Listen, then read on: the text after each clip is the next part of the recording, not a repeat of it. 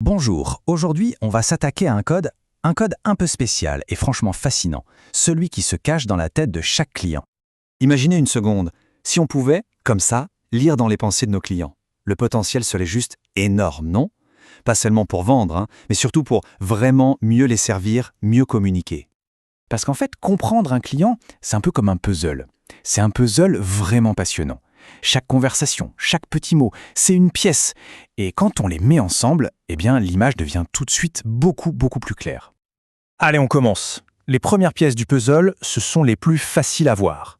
On va parler des différents types de clients qu'on peut croiser. Voyons-les un peu comme les personnages principaux de notre histoire. Alors, premier personnage, l'agressif. On le reconnaît tout de suite, non? Il a tendance à imposer ses idées, il parle fort, il est assez critique. C'est quelqu'un de très direct, en fait, qui veut que ça aille vite et bien. Ensuite, on a le bavard. Ah, celui-là, il adore raconter sa vie, il part un peu dans tous les sens. C'est vrai, il peut prendre pas mal de temps, mais c'est parce que pour lui, le contact humain, c'est super important, parfois même plus que le produit. Après, il y a l'indécis. Lui, il hésite tout le temps. Il a besoin qu'on le rassure.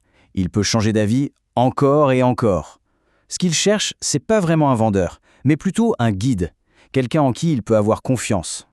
Et pour finir ce petit tour, le fameux « je sais tout ». On l'a tous croisé, il est persuadé de tout connaître, il sort des mots techniques, il adore montrer qu'il s'y connaît. Franchement, arriver à l'identifier, c'est déjà faire la moitié du chemin.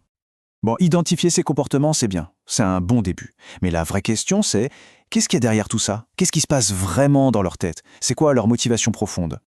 Et c'est là qu'on passe à l'étape suivante. On va décoder les motivations profondes. On va essayer de trouver les fils conducteurs qui se cachent derrière les apparences pour voir ce qui fait vraiment tilt chez le client. Et pour nous aider, il y a un outil super utile, la méthode Suncase. C'est un acronyme en fait qui cache 7 grands leviers psychologiques.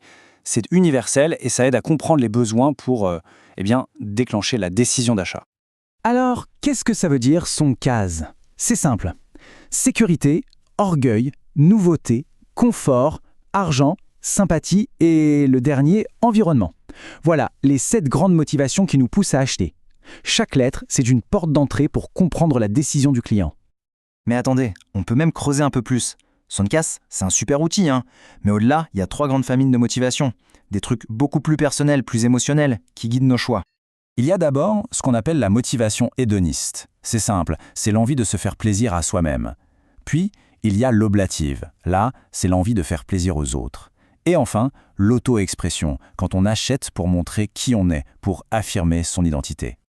Vous savez, cette petite phrase qu'on se dit parfois « Allez, c'est un petit plaisir, mais je le mérite bien », eh bien ça, c'est la motivation hédoniste à l'état pur. C'est l'achat pour soi, guidé à 100% par l'émotion.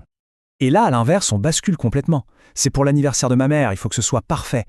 Là, le plaisir, il n'est plus du tout pour soi. Il est pour quelqu'un d'autre. Le moteur, c'est vraiment la générosité, l'envie de faire plaisir. Ok, on avance.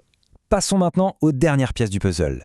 Et souvent, ce sont les plus compliqués, les freins à l'achat.